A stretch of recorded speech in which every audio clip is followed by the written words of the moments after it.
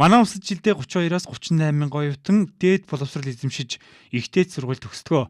Харин эдгээр оюутнуудын 70% нь мэргэжлэр ажилладаггүй буюу 10 оюутан тутмын ердөө 3 нь үндсэн мэргэжлийнхээ дагуу ажил эрхэлдэг байна.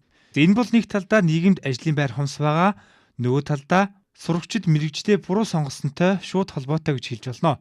Иймээс сурагчдад мэргэжлийн чиг баримжаа олгох чухал байна. Тэгвэл засгийн газрын хэрэгжүүлэгч агентлаг гэр бүл хүүхд залуучуудын хөгжлийн газраас ирээдүйн эзэд мэргэжил сонголтын үндснээ энийг зарлжээ. Аяны хүрээнд нийслэлийн 9 дүүргийн сурагчдад мэргэжлээ хэрхэн сонгох талаарх ойлголтыг өгч байгаа юм а.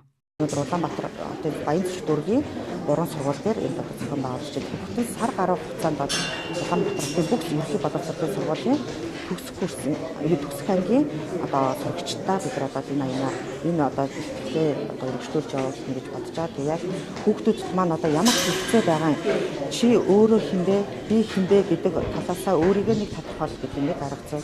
Нөгөөтэйгөр нийгэмд ямар мэргэжил хэрэгцээ байгаа юм ажил бид нар дахиад мэргэжлээ буруу сонгосноор ажилтгуучдыг нэгээр нэмэх үү эсвэл би яг энэ хэрэгцээтэй мэргэжлэр өөрийнхөө ур чадварыг гаргаж чадна гэдэг сонголтын дээр сурч яг чанартай болгосон чадварлаг болгосон юм болов гэдэг энэ тал дээр хүүхдүүдэд фокус анхаарч бас мэргэжил сонголтын дээр анхаарасаа гэж хүсэж байна.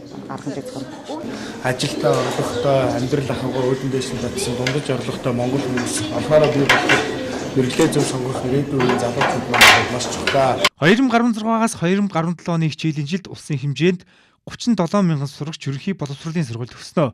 Боловсролын хүрээлэнгээс хийсэн судалгаагаар ахлах дунд ангийн сурагчдын 80% нь мэргэжлээ хэрхэн сонгох талаарх мэдлэг мэдээлэл тэдэнд хэрэгтэй байна гэж хариулжээ. Ерөн сурагчид мэргэжлээ сонгохдоо тухайн сургуулийн нэр хүнд өөрийн хүсэл сонирхол, гэр бүл, найз нөхдөдийн зөвлөгөөг гол нь дагдаг байна. Ер нь олон улсын эдийн засгийг аягүй сонирхож байгаа. Тэгээд энд нэг жил сурч байгаа юм гадаад руу явсан гэж байна. Би ерөнхийдөө маркетинг менежер явна гэж бодож байгаа. Ер нь бол одоо Монгол улс чинь бүтээн байгууламж их хийгдэж байгаа болохоор ер нь ихэнх нь бүтээн байгууламж хийх тусгай явж байна.